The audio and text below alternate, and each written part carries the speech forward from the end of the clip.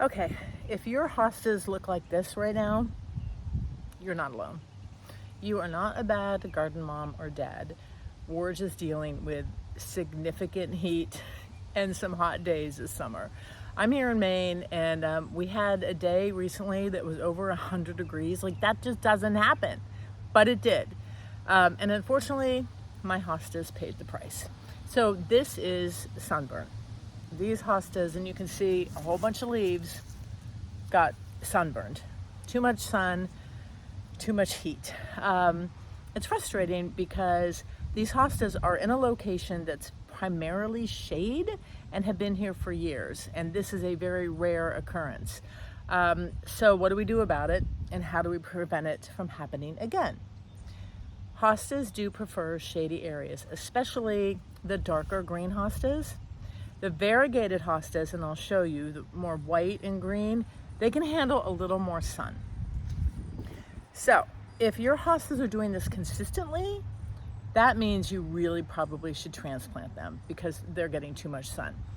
If, like in this instance, hopefully, it was just a once in a moon, whatever, a rare situation where the temperatures were just unusually hot and it was unusually sunny, I wouldn't move them yet, but I'm gonna watch this. And if this keeps happening, if our summers are just getting hotter, then I may have to transplant these hostas and plant something here that can handle a little more sun. But for right now, I'm just gonna leave them alone, but I am going to go through each plant and trim off right at the base all of the leaves that have turned brown or have curled, because they're not going to recover.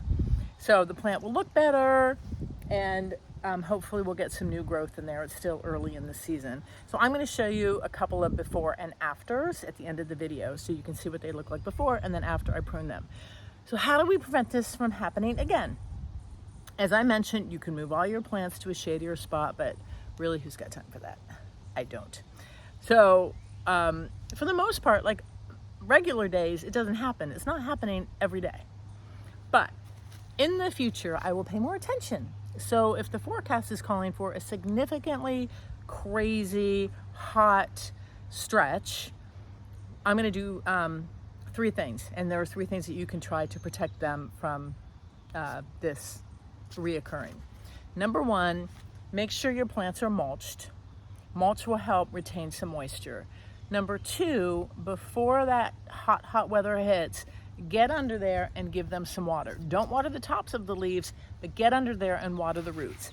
That moisture will help protect the plant from the shock of that hot sun. And I should have gone in there and watered these before that happened.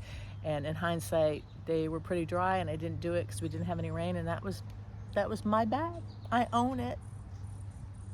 We learn from our mistakes.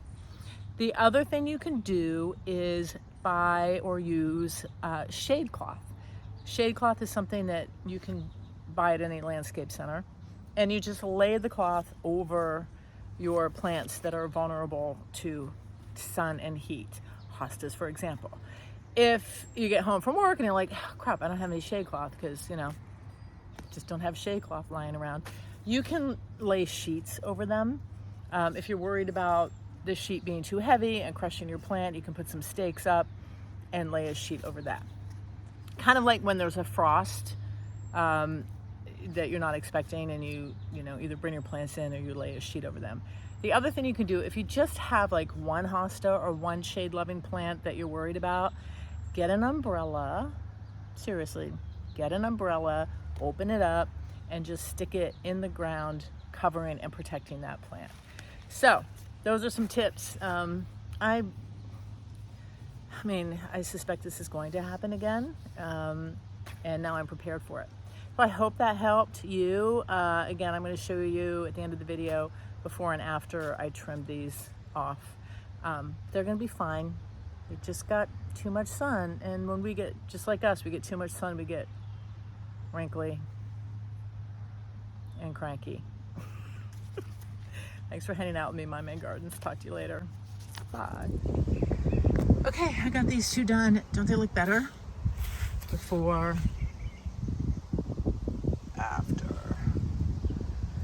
When you trim the dead leaves back, make sure you get as close to the base as you can. And what you'll find when you get under here is new growth coming up. And there's another one. Whoop, there. So by getting rid of these shriveled, unhealthy leaves, you're actually going to divert some good energy into new growth, and they should recover beautifully. There we go. Off to do the rest of them.